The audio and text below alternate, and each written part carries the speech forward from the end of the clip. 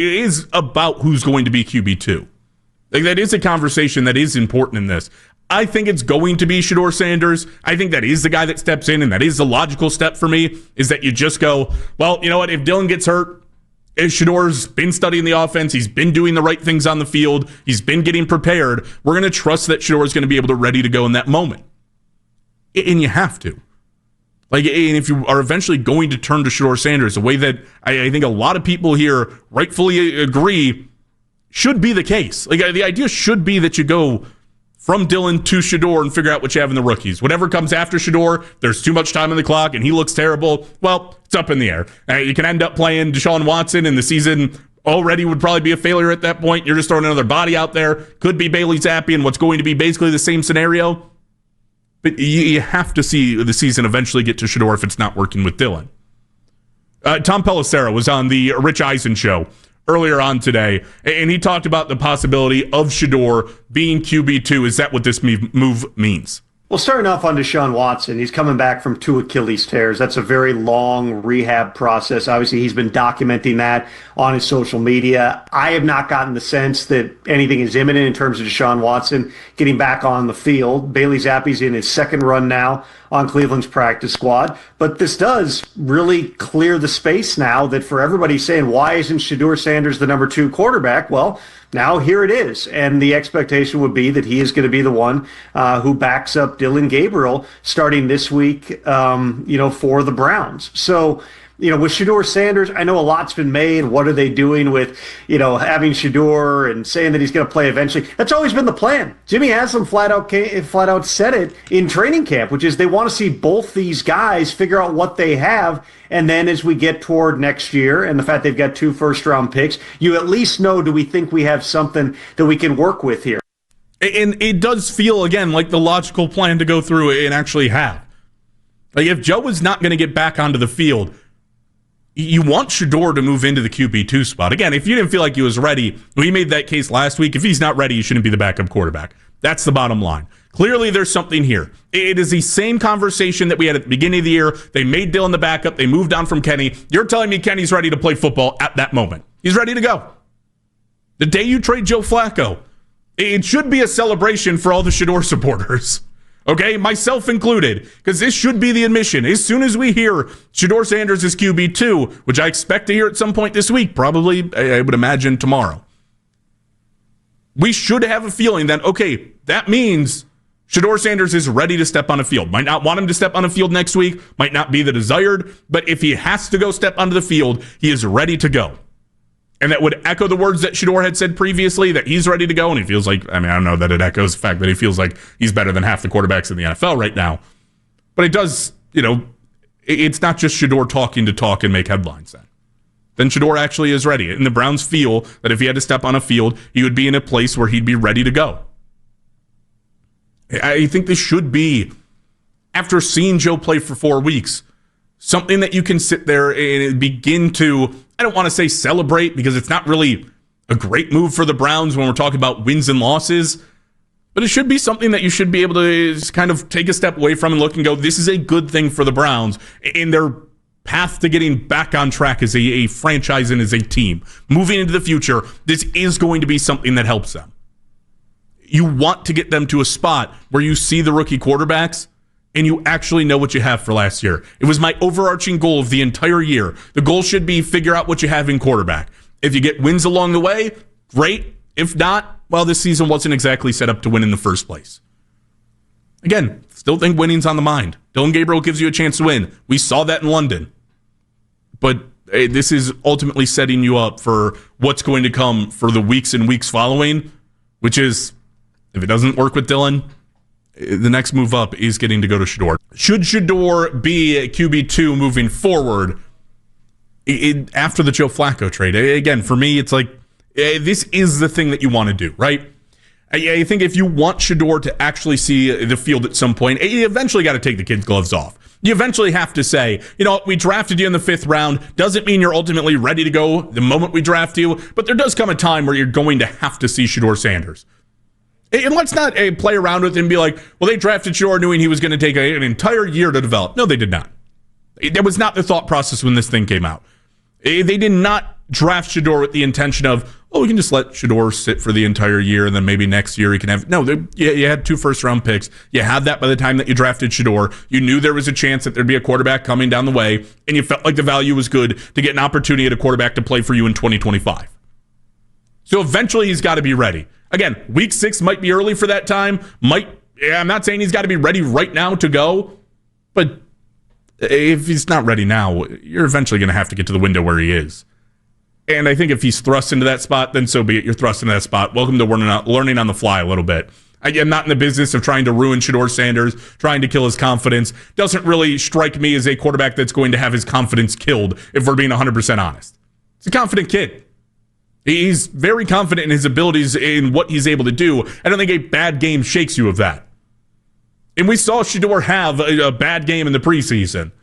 It didn't really feel like there was any less confident. Obviously, we didn't get to see him on the field to see what the effects of that would be. But certainly in the way that he spoke, in the way that he went to work every day, I don't think that there was evidence that Shedeur is any less confident than he was. I said it last week that I looked at Dillon Gabriel, and the win this week did not matter to me whether or not, or how I was going to evaluate Dillon Gabriel, which we are going to get into, and we'll get into it, Daryl, here at 8 o'clock. It really wasn't win and loss based, but there does come a time where, unless Dillon looks undeniably good, like a really good quarterback, which I do not think he looked on Sunday. I thought he looked like a fine quarterback. He did what I expected Dillon to do. If you play and you're 1-5, there's a really good chance that you're probably not playing good enough football to hold on to the job. It won't be a direct reflection of the record, but I don't think you can play 1-5 and go, okay, well, this is something that we can move forward with. Like, you're going to have one of the top defenses in the NFL. If you have a top-tier defense and all you can get to is 1-5, there's problems there. Like, the offense is bad. It's not that bad. There is still something here on the offense. Pass catching leaves something to be desired, obviously. It's not where you want it to be, but Jerry Jeudy's not god-awful, despite what the stats will tell you right now. He's still a fine wide receiver. David Njoku's still good. Harold Fannin looks really good. You have a strong run game. You shouldn't be 1-5, especially against the opponents you have coming up. Like, yes, this Pittsburgh game this week is not going to be an easy game. Then you also have games coming up against, like, the Miami Dolphins. That's a winnable game. You have games going up against the Patriots, who look like a good team, but aren't like crazy, blow your socks off type of good. The Jets are there after the bye. There is time to watch where Dillon Gabriel should be in position to win games. This last week, he was in a position to win a game. Now, I don't think Dillon killed you there. I think there might have been a real case that Kevin and the defense killed you in this week's game, but I just don't know that 1-5 gets you to where you want to be, and it's not a record thing. It's more so turning it back and looking and going, if you were 1-5 and you're Dillon, there's probably things you need to be doing better right now to make you, or make me think that you can be a franchise quarterback and you can be a guy that I want to stick with, not just for this year, but years going forward. Because ultimately, when we talk about evaluation, that's what this is about. As much as you want to get the wins under the belt this year and you want to turn things around, this is ultimately about finding the quarterback of the future. 1-5 with this team is not going to be good enough. This team is not going to get completely flipped on its head next year, and they're going to be a completely transformed offense. You're still going to have a lack of pass catchers. You're still going to have an offensive line that's not going to be a top-tier offensive line in the NFL. You're going to have a lot of guys that you're going to have to replace in that department. So I can't act like, just losing games is going to be the thing that, you can just throw it off forever. You can throw it off for a little bit. It just can't be nonstop. It's, in at least my reflection, I can't speak for the entirety of Cleveland media. I can't speak for the rest of the people on this station, or certainly not the national media. I'm going to evaluate Shedeur the same way that I evaluate Dillon Gabriel. Like, yes, Dillon struggled to air the ball out down the field. He did. I think some of that's probably protecting the football a little bit, where Dillon's putting it in areas where, unless my guy's going to come down with it, let me tell you, he's not coming down with it. Either is the defender in that case. And some of it probably does have to do with the height.